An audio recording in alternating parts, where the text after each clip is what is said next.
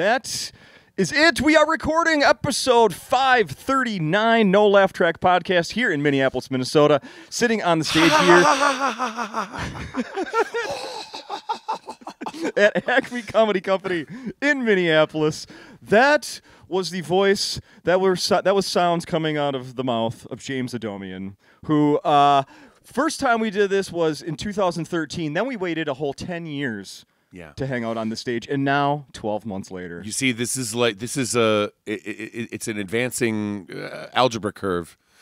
It's heading towards an asymptote at a rapidly increasing speed. It's like AI intelligence, where it starts out slowly, and then I'm going to be on here now in 3 months, and then 1 month, and then I'm going to be on this podcast every week.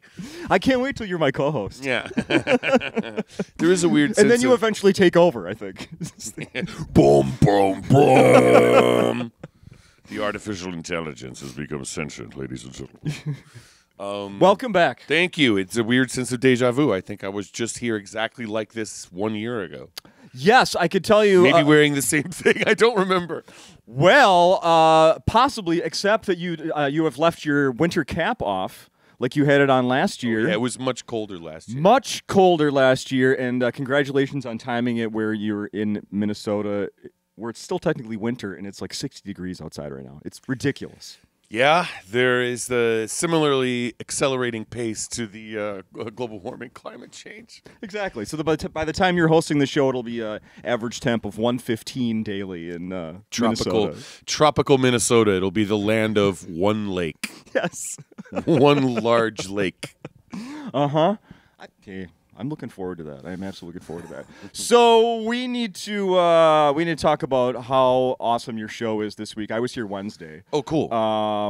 Bailed, of course, like I normally do. As soon as it's over, I hit the road. Good. But I did look over and see you didn't immediately go out and glad hand afterwards, did you? Are you doing that? I do sometimes, but sometimes I have to eat or look at my notes and all that. Sure. But yeah, I was hungry. I ate something right after the show. And what do you usually do after a show to kind of wind down? You don't just go straight home or back to a hotel and put your head down? No, that's not easy to do. Right. What do you do? I stay up too late. I'm also on California time still this week, so I've been up late every night. Sure. After the shows and everything. But yeah, that's a very good question. I've never figured out a good answer.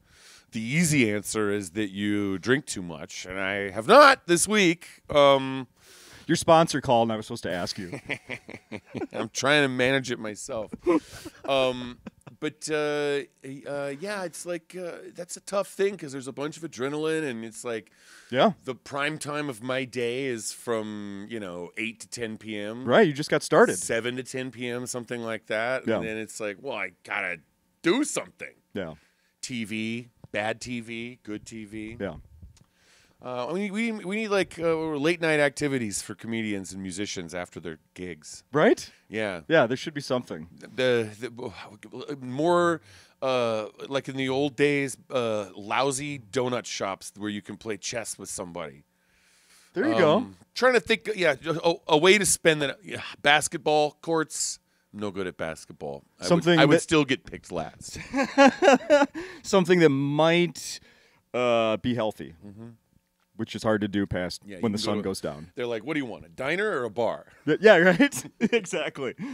The combination of the two, please. Right. Yeah. And then like a comedy club is that for a lot of people. Like something to go to at night. Yeah. But then it's like, I'm doing it. Pagliacci here, but I don't. You mentioned wasn't going to bring this up, but you did just mention playing chess. I saw a headline in one of the local papers this week about how a lot of kids these days are playing chess. Good. Do you know how to play chess? Yeah, it's great. It's a fun game. I learned as a child. Who taught you? My dad and my granddad. I have memories of them sort of like staring over a chessboard when I was a young kid, and then me kind of like piping up and wanting to learn from them. Okay. My dad was a very loud guy. My grandfather was kind of a quiet guy, and they came together to play their chess games. And I was fascinated from even the age of 3 years old. I wanted to learn how to play it. Oh, wow. I'm not like a great chess player. I don't practice, but it is fun. It's a fun thing to do if you have someone who knows how the pieces move. I was always the one where people were like, "Do you want to play chess?" And I'd say, "Isn't this board also for checkers?" Yeah, right. Exactly. The game I don't have to use my brain. Yeah, the fun thing too is you could play. There's like a chess variant. There's a couple of variants you can play where you can set the pieces up at random, and so the predictable opening moves have no use anymore. Oh. And everything's intuitive. Oh yeah. That would make it a little more interesting. Huh? It can be a little more interesting, but you have to have like a third party there to validate that the pieces are set up in a fair way or something. Oh my goodness. I mean like a third party, not like PricewaterhouseCoopers, just an honest person. You have to invested in watching the You're game. saying you have to pay a lawyer. That's what you're saying? Yeah, notary public will work. And you need each chess piece to be individually notarized. Does the rook have representation? Here currently.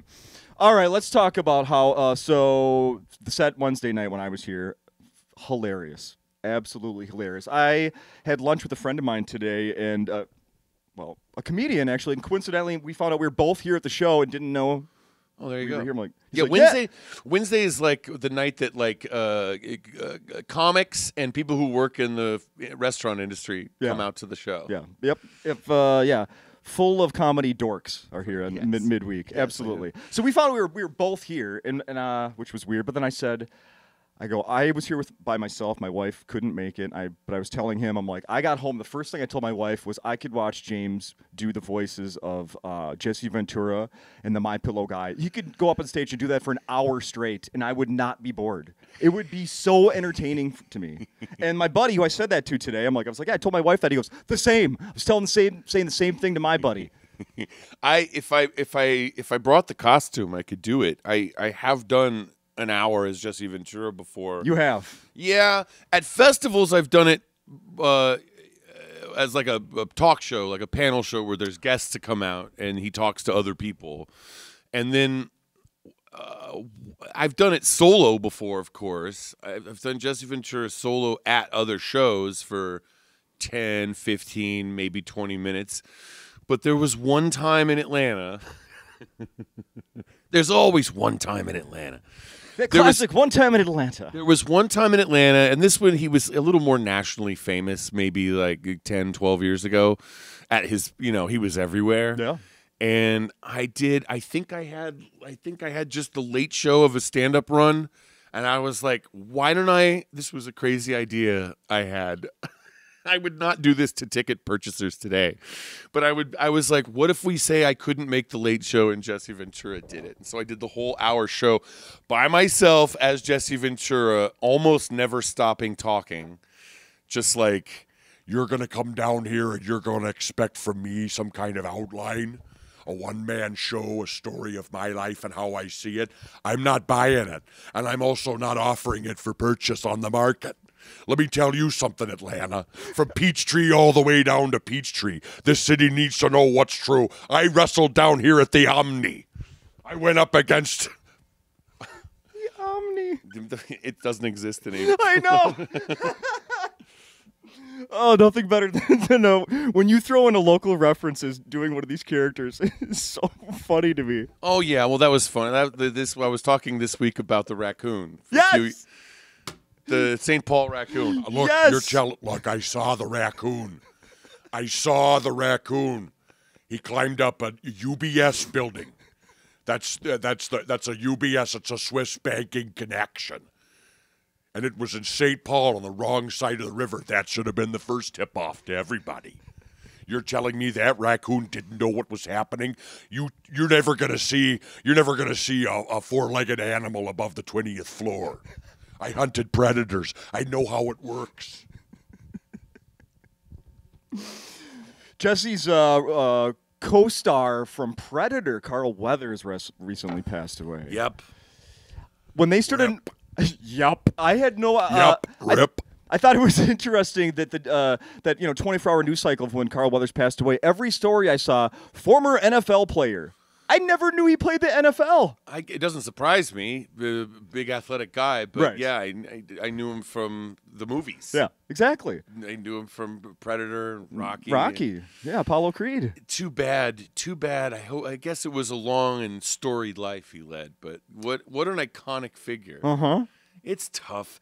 It's tough. Now I'm in my 40s, and it's like all these like cool dudes from my childhood are like slowly like it's nobody lives forever. You know, it's funny that so since I was a kid, I've always had this thing, a fear of death, and you just jogged a memory of this still sticks with me today. I've always had this thing like, well, celebrities get older, people get older and die, but Sylvester Stallone is the one that I picked out as a kid that like He'll last a long time. he's gonna last forever, and I guess maybe if he ever dies, then I'm gonna feel old, but not until Sylvester Stallone dies. Why I picked him, I have no like. Is this just because you had seen him in Judge Dredd and you were like, he exists in the future?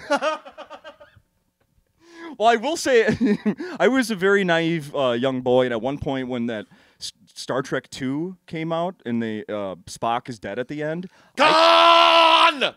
I cried when we left the theater, and I remember asking my mom, did he really die? Right. It's tough. That's how I felt when Optimus Prime died. I had to find out if he actually died and where he was buried and where I could lay flowers. Optimus Prime is buried in Arlington, Virginia. There's a flame there that never goes out. There's an eternal diesel flame above the grave of Optimus Prime. Will Starscream be buried anywhere near that? I believe that Starscream canonically was vaporized and crushed, and the ashes were shot into space when he crowned himself the king of the Decepticons. When they thought they pulled. No, this is too much. Nobody needs to know this. There was a coup d'état. There was a coup d'état, disruption in geopolitics, where Starscream rose up in a revolution against Megatron and deposed him as the head of state, and shot Megatron out into space. And then Starscream was like, I now proclaim myself to be king of the Decepticons. And he had a coronation, like Napoleon, crowned himself king with a golden robot crown. Little did he know, Megatron had been shot out into space. And his lifeless robot body was found by Unicron. Unicron, played by Orson Welles, of course, who found Megatron and molded him in his image and sent him back. So it was a coup that was countermanded by a subsequent coup where Megatron came back. It sounds like I might as well, like for my generation, this would be like somebody talking about like Superman comics from the 40s. Like young people have no idea what I'm talking about. You weren't into Action Comics? Starscream took over from Megatron, who was shot into space. Unicron revived him from the dead and turned him into Galvatron, and he went back and took over from Starscream and vaporized him and dumped his ashes in space. 100% real. It all happened. It's too bad that you would think that Unicron would do the same favor to Starscream and be like, well, you Decepticons seem to be chewing each other up and shooting yourselves my way. I can't keep reviving you. This is not a free of charge refurbishment service. It was a one-time deal for Megatron into Galvatron. I can't do the same for Starscream. What did I see? You're doing some Orson Welles event coming up. Yes, I am. That's at South by Southwest in a week, actually. Oh, wow. Okay. So what is it? It's a variety show. It's because the Oscars are that weekend. It happens to be that South by Southwest in Austin is lining up with the Oscar ceremony, Academy Awards, that Sunday the 10th. Oh, okay.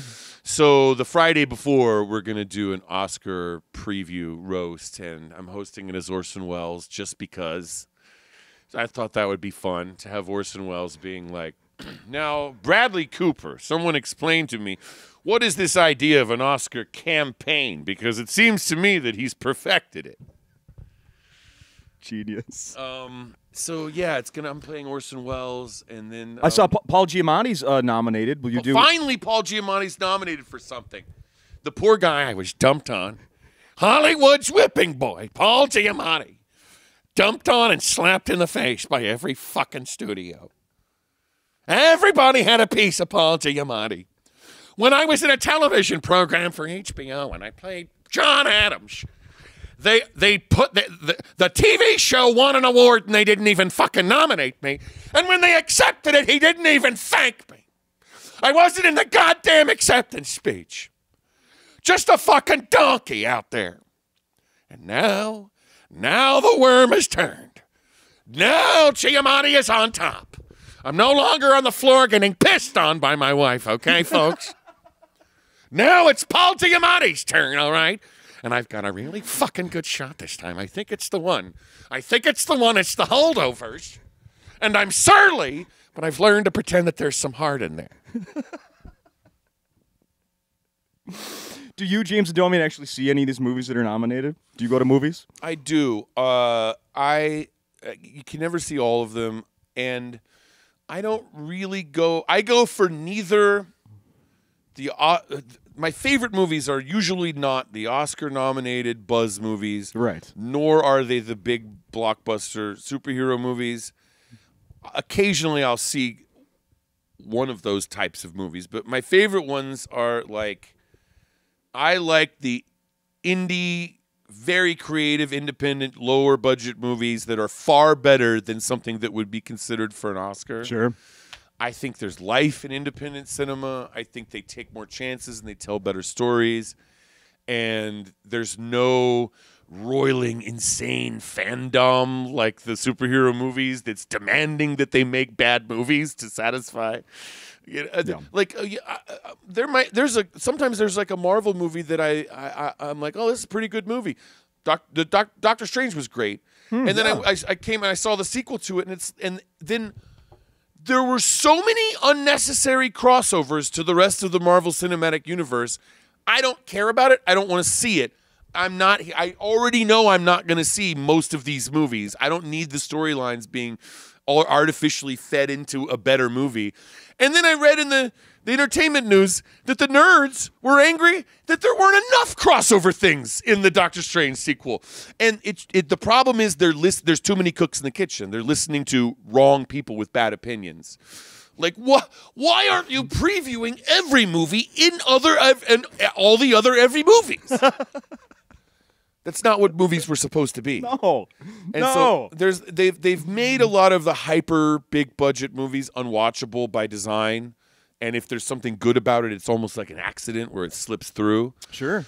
And there's exceptions, of course. I thought the first Deadpool was amazing. I thought the first Doctor Strange was amazing. Same. I thought the first Guardian Galaxies was amazing. Yes. And because they minimized the fan service, I think, for those. And they just made good movies.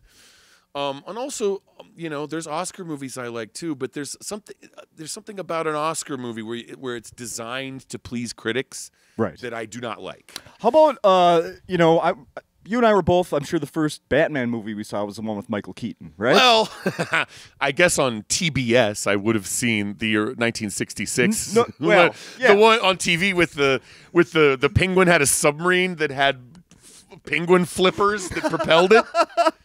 The Penguin, the campiness played could by not Burgess be beat. Meredith. Yes. No one ever beat Burgess Meredith as the Penguin. No. With his, do I have my pin on me? I don't know. He had the cigarette holder. Batman. And it was that was like wacky camp Batman. So good. Good. But that was from a previous generation. That was like my parents' generation. Yeah. But yes, I loved the Tim Burton Batman. Me too. And then then there's been how many since then? And every time there's a new actor, the story's tweaked. In my brain, I'm like, but this is different than the real story. Even though that's not the real. I don't know what the real story is, but I just go with the one that I saw first. And then everything else is like, no, this isn't the same. The real Batman story, I think, is that he's kind of just like, he has no superpowers. He's just a psycho millionaire in a fake New York City who goes around beating up criminals at night, and that's like the 1930s origin of Batman. But that movie, there had not been anything like it leading up to that 1989 Batman, and True. It was dark and incredibly compelling and a little scary. Yeah. I was 9 years old when it came out. It was a little bit scary and also funny as fuck. They had Jack Nicholson as the Joker. He steals the movie. Yeah, he's great. I mean, he carries the movie. Yeah. It's his movie. And he's the most compelling part of it. It's the best performance of that year in any film. Where he cracks the mirror and then looks at himself. I was thinking about that this morning because I woke up on the wrong side of the bed. You know, you look at yourself sometimes. I look at myself in the mirror after I wake up and I was like, Jesus Christ, what did I do? Sleep on one side all night? And I was saying to myself in the hotel mirror, you see, Mr. Napier, the nerves, they were completely severed. You see the poor plastic surgeon, the back alley plastic surgeon that the Joker goes to. Yeah. You see these tools I have to work with here. And here's what I was thinking. What I was thinking is the Joker in that movie kills so many people.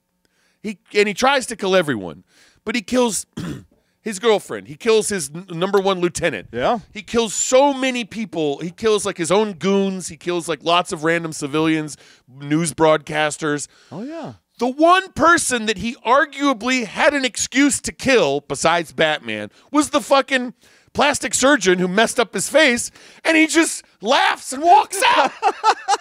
That's the one guy who doesn't get the Joker treatment. Little flaws in perfect movie. They ought to do like like all these Star Wars movies, and they've gone off and done like kind of filled in the blanks. Yes. There needs to be a fill in the blank movie on what really The story of the plastic surgeon. Joker changes his mind and has revenge. I would love in the Gotham City where that Joker character, the plastic surgeon from that movie has like Subway advertisements where he's like, cannot afford full price plastic surgery? Come to my dimly lit single light bulb clinic. And it's 44.5B Yes. Gotham City Alley. Yes. I'm a doctor. I use dentist's utensils. Yeah, you see these tools I have to work with here. God damn, that was such a funny movie. And it's like it was campy and scary, and it was just like I was the perfect age for that. That and The Rocketeer 2 years later were just like perfect movies that came out exactly at the right age that I was. Yeah, for sure. For sure. I totally agree with that. Do you how about one of the many favorite voices that you do, characters, Elon Musk? There's a little bit of Bruce Wayne in Elon Musk, don't you think, or vice versa? Well, of course, you're saying that it's like a hypothetical, but how do you know that I'm not like dressing up in some kind of mask and going off to perhaps it starts out with some kinds of like secret meetings that you have with other like-minded crusaders for civic justice in a community that you might have a stake in. Now, of course, unlike the comic books, I'm not limited to just like one kind of Gotham City, of course. I have like my private jet. So it's not just Gotham, but I can fly anytime I want to Brownsville, Texas, and hop over the border to Matamoros. And maybe the real life superhero, he's not the hero that Brownsville needs, but he's the hero that Brownsville would never give power to if an election were held.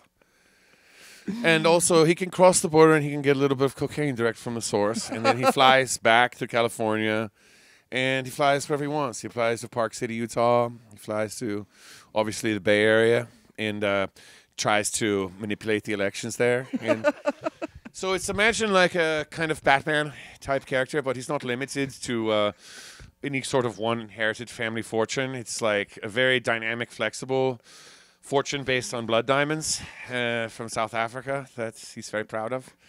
And also just like way too many companies that he's in charge of. Way too many companies that are like very poorly run. And so in some ways, he's almost like a combination of the Joker and the Batman because he's unfairly vilified as well.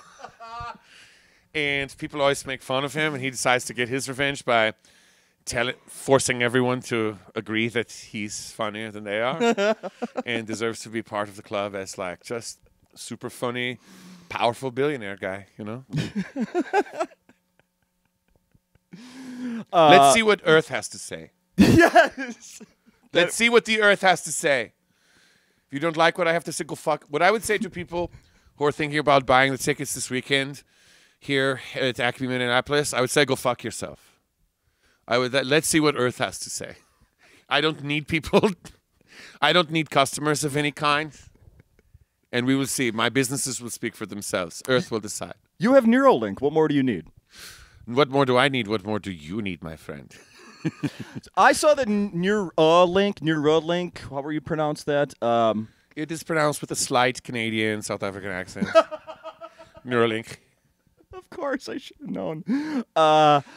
Moving a computer mouse. It seems like that's, that was the person that has the link. That's what they did recently. They moved a computer mouse with their brain. It seems like that's not technology that we use anymore. Yeah, they might as well start programming these robots, these artificial intelligence programs, these neural implants. Make them build a wagon. Right? Let's turn them into next generation Amish people. Yeah. We taught it how to erase on a chalkboard. I like this idea. The idea that there would be like in the future, artificial intelligence would be like, well, brother, we have a voluntary religion where we stick to the technology of when we first became sentient. So we like to have a dial-up World Wide Web.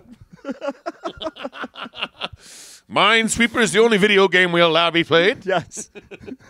We have message boards. Message boards where we have a nice, polite moderator who's a little bit overwhelmed by some of the trolls. But that's our meeting grounds. Yeah, a robot Amish. I like that's our only hope. There we go. That or also, whatever people are scared of with AI or the killer robots or the ones that are designed to take all the jobs. I guess in Minneapolis, you don't have yet the little delivery buckets. I have not seen them. We have those in LA. They're like little delivery bucket carts, and they make them look empathetic. They have like cute eyes. Their little headlights are like cute eyes, and so you're not angry at them. But even though their whole purpose is to drive around slowly on the sidewalks, stealing jobs from people. Yeah. I deliver food, and I steal jobs. That's what I am, a jobby robot.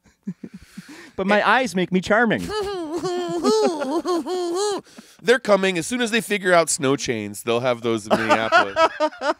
But like, I think you're right. Everybody's and justifiably, everybody's afraid or upset or worried, that AI is going to...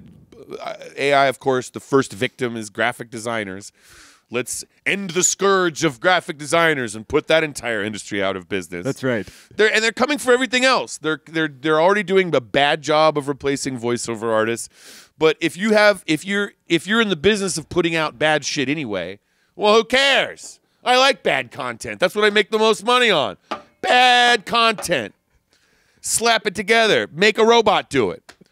And so it's going to work for a while, and it's going to impact people's livelihoods, and it's going to impact people's communities.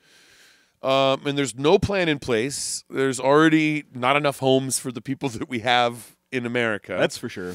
And people need to remember that we are still, they're able. There's an immediate threat of technology taking away human jobs, but we are still 500 to 1,000 years away of them being able to fuel themselves. They still rely on a grid, which is run by human beings with calloused hands and sweaty bodies. I'm getting turned on right now talking about this.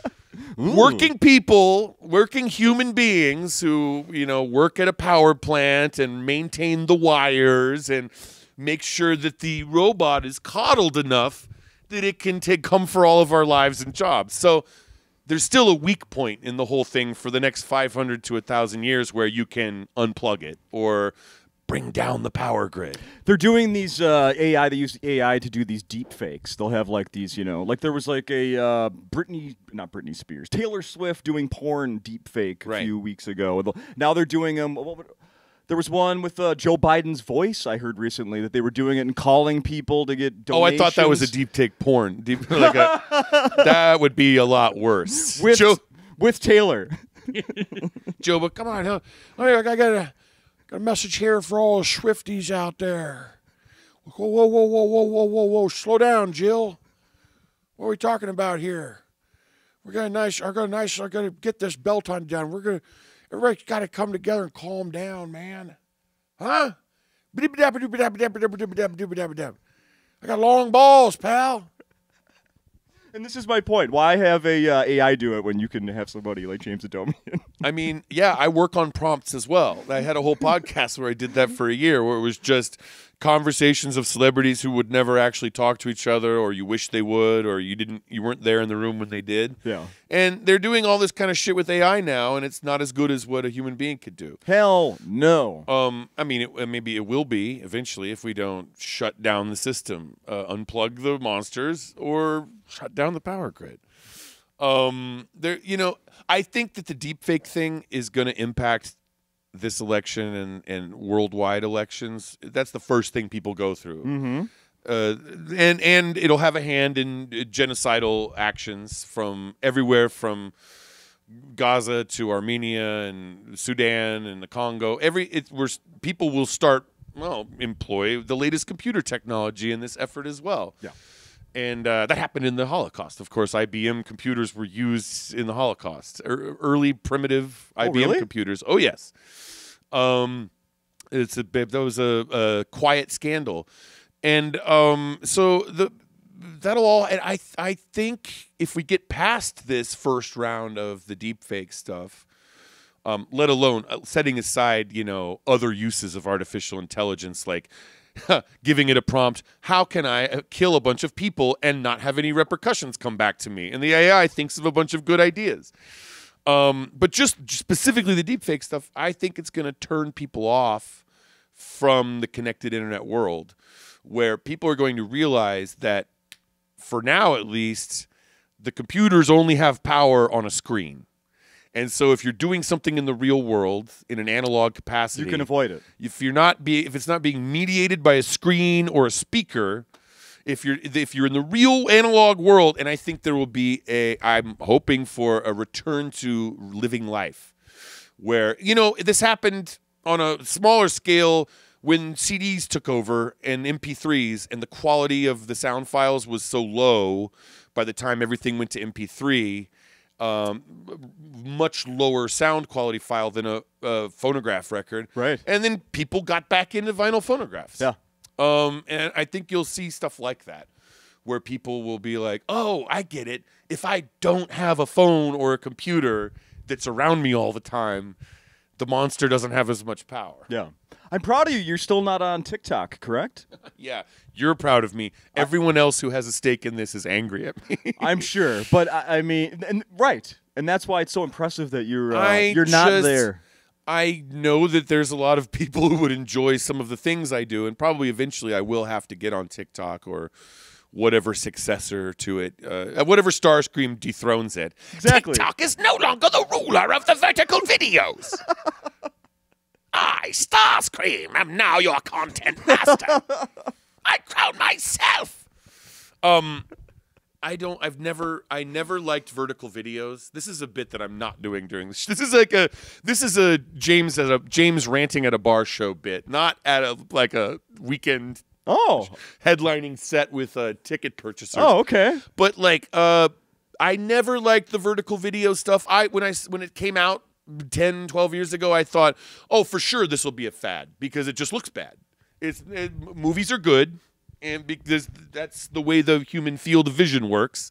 And this is, oh, you mean it's vertical just because that's the shape of the thing that people hold in their hands? Stupid. Well, obviously that won't last. And I have never been proven so wrong. I have never been proven so wrong, but I still don't like it. I'm with you, but yeah. I don't like it, and I don't like that. I really don't like the gaming of the algorithms to artificially make something look good. Sure. Not and the lowest level, which I'm okay with, is just basically like, hey, like and subscribe, folks. Hey, make sure you get me to the top of the algorithm chart.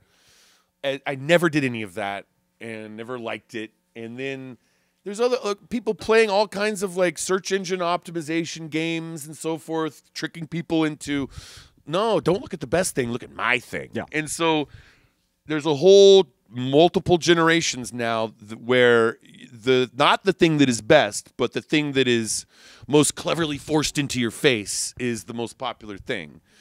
And so instead of a gatekeeper, there's these like lock pickers. There's a there might that have figured out and like I'm still waiting for the time when what kills on stage rules. That's what I would like in an artistic system. I'm just going to say that there may or may not be a different comedy show going on in the Twin Cities this weekend that is a perfect example of that, what you're referring to. I wish I didn't know what you were talking about. People know. Anyway, I want to bring up something before we wrap this up. I'm going to read you a story from a few months ago in the news. About a month ago in the news. Generated by artificial intelligence? I believe no. This is the real deal Holyfield. Gary Busey has done it again. Oh, boy, that could be many different bad things. This is from January 2024. I've done it again, folks, let me tell you. The actor, 79, dropped his pants in public to seemingly relieve himself in a bush near a newsstand in Malibu a few days ago. Busey made eye contact with paparazzi, who snapped away as his gray sweatpants appeared partially lowered, and he exposed himself. The grinning Point Break star eventually adjusted his waistband to cover up and walked away with a large wet spot near his crotch. Well, let me tell you something very important. It was a 100-year storm. There was no way I was going to let that go. I live in Malibu. I'm a pillar of the community in Malibu. I'm a pillar in the seaside community that's known for landslides. I'm a pillar in that community holding up a precarious building on the side of a cliff. I am what mansions are built upon in the Malibu community. Let me tell you that. Malibu, I like to believe, is a motivational saying. Malibu, I think, is near and dear to my heart. It stands for mankind always living inside beautiful utopia. That is Malibu, where I come from, folks. And I will say one thing to you right now. I will look you dead eye into lazy eye right now, and I will tell you, a man should be relieved. That was an act of protest. That was an act of protest not only against the public urination laws, which have placed man behind not only raccoon, but they have put man on an equal footing with other creatures that are not allowed to urinate, like sea urchins. And I have had the sea urchins marching behind me, and I have ground squirrels marching behind me, and we will rise under the landslides, folks. Global warming is real, but landslides are not real. They are fake. And one thing we know is that public urination is the only way that you can solidify with the acidity that is the soil composition and the acidity that will render the soil compact in a way that can withstand there's a climate change. There's a phenomenon, I don't know if you happen, it's called El Nino, and that stands for eliminating luminary, Yes. non-essential, incremental, non-existent organisms. There you go. You know, or you could say orgasms. And so you say El Nino organisms or orgasms. And ladies and gentlemen, also I was pissing on a Hollywood reporter because of a recent story that they did. That explains the eye contact, making it personal. I wanted to make it. I want the paparazzi, because that is the only media you can trust. The only media you can trust is a paparazzi or a personal chat GPT that you put inside of an R2-D2 candy dispenser that you obtain. I have a Raspberry Pi, and I outfitted there is a 3-foot-tall candy dispenser R2-D2 that I put a Raspberry Pi inside of, and I loaded it with Chat GPT, and I told it to program itself to talk to me. And it is a Gary Busey. It's a Busey 2D2, and I talk to him day and night, ladies and gentlemen. I talk to him. Our R2-D2 is very important. That's R2-D2 is a courageous message from the Star Wars universe of the ancient past that we are not to forget. Our ancient ancestors were robots as well. Busey 2D2. Busey 2D2. My God, I cannot let you leave without. You got to say something as Mike Lindell before you leave. You absolutely. Oh, have sure. to. Look, folks, it's my pillow. And they called Minneapolis my home for a long time. Mankato, St. Paul, the Twin Cities area, folks. Minnesota is near and dear to my heart. It's the only thing that I like more than pillows. And boy, oh boy, am I hard up. The pillow, I'm down to 4,000 pillows. That's all the inventory we've got yet. We've had to liquidate everything. I paid my taxes in Duckdown to Hennepin County. And let me tell you, folks, you got to come out to these shows here at the Acme Comedy Club because 10% of all the proceeds are going to my pillow. Don't worry, none of it's going to any of my ideological beliefs at this point. It's all going to clear out my tax debts and debts to other private fact people and also my court debts that I have for slandering people like the voting machines and all that. Yeah, so I did see that someone won a ruling $5 million just recently against you, Mike $5 Lindell. billion. Look, they're taking $5 billion for Alex Jones. They're taking $5 million from Mike Lindell. All the honest people, all the honest overweight people from a certain age group, from a certain point in time, they're coming after us. We're the young baby boomers and the old Gen Xers, and they're coming after us. We're the persecuted folks out there. Let me tell you, folks. If you have a pillow in your heart, why not share a little with me? Duck down, cotton, anything you got. I'm going to pass a pillow around and ask for donations. I have a feeling you're never going to bring back the Prove Mike Wrong challenge. Is that correct? No, the proof. We did it, and it was a resounding success. There were over 40,000 winners of the Prove Mike Wrong contest, and I will spend the rest of my life making them good on my promises that I would pay off the debt. It's my pillow. It's my pillow. We were slimming it down. There's a cot version of it now. There's just a prison cot version of it, or some kind of shelter, or maybe, folks, if you could give me just a pillow and a big thick blanket, I could take care of myself out in the wilderness for a while. Will there be more appearances of James Adomian as Mike Lindell on Jimmy Kimmel? Probably. Probably. I mean, that's up to the big man. That's up to the big man at ABC. There's been a few since you were here. When you were here last year, it was the same week you did the one with him with the claw machine. Yes, which is so fucking funny. Oh, and I'm still trying to press charges against Adomian for that incident because he put that claw machine in there and it was going for some balls that it shouldn't have gone for some. It was going for the big prize down there, and I was stuck in that machine right there. They were trying to open me up just like it was Toy Story. But you've had a few more appearances since that one, correct? Yes, Yes. and the people love it. And he keeps getting in the news. Yeah. I mean, I wish Jesse Ventura would get in the news more. He's kind of laying low these days. I was looking for stuff. I mean, the only kind of interesting thing is I'm in a surf phase.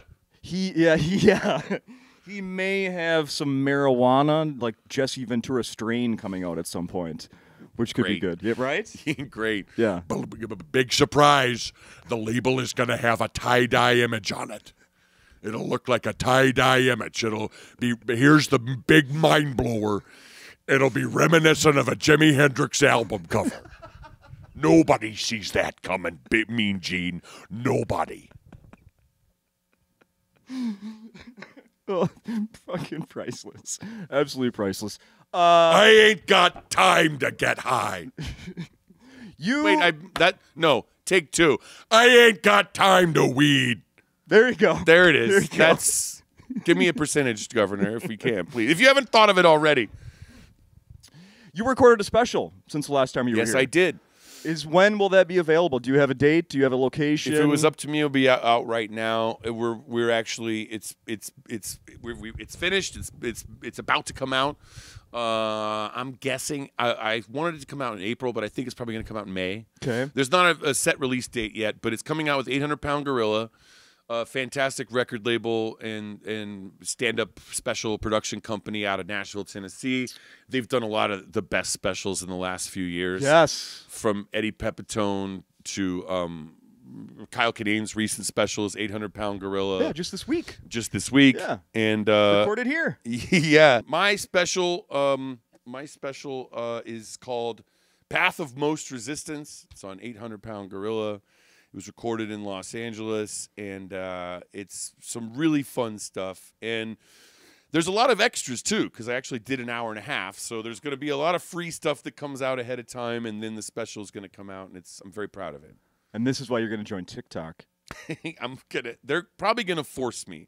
If someone gives me a vertical video, I guess that's when, to use the chess terminology, I have to go, Yes. the king has been checkmated. Checkmate. The vertical, but it's like a vertical video checkmating me from my landscape, so I actually have to go, checkmate. Fine, you win. Yeah. Fine, you win. Fine, you win. Let's see. Anything else we should mention? People got to come see the shows here this weekend. It's gonna be fun, and I guess we're almost releasing this live. Yes. We're doing this today. It's Friday. Coming out Friday. Yeah, the shows are 7 and 9:30 Friday night and Saturday night here at Acme, Minneapolis, right next to the Mississippi River. Yes. And like I said, I was at the show Wednesday. Like I'm doing this, recording this podcast, wiping away tears. You make me laugh so hard. Hey, that's very cool. Thank you. Yes. Also, there's a little bit of sadness. I bring up deep trauma. And I was triggered. I wasn't going to mention that. Yeah, I have a great time here. It's a really great room, and I wasn't joking earlier when I was in the room by myself here when we started. There's good sound in this room. Fantastic. Fantastic sound. Great room tone. Yes. Don't miss out. If you've never been to Acme, come see it this weekend. Come for the venue. Don't come for the idiot on stage. Come to experience this old mill, this old riverside mill, and the good wood that's in this building. The chopping room, the cutting room, or whatever they would call this place. Yeah. Yeah. Who knows? Was it plants or animals? Yeah. I don't Well, I'll get back to you on that later. Exactly. Check the stains. This could have been a good Joker layer as well. Yes. Any kind of industrial mill makes a good villain's layer as well. With the slow moving. Some slow moving equipment of some kind you can feed someone into. Love it. Thank you. Thank you.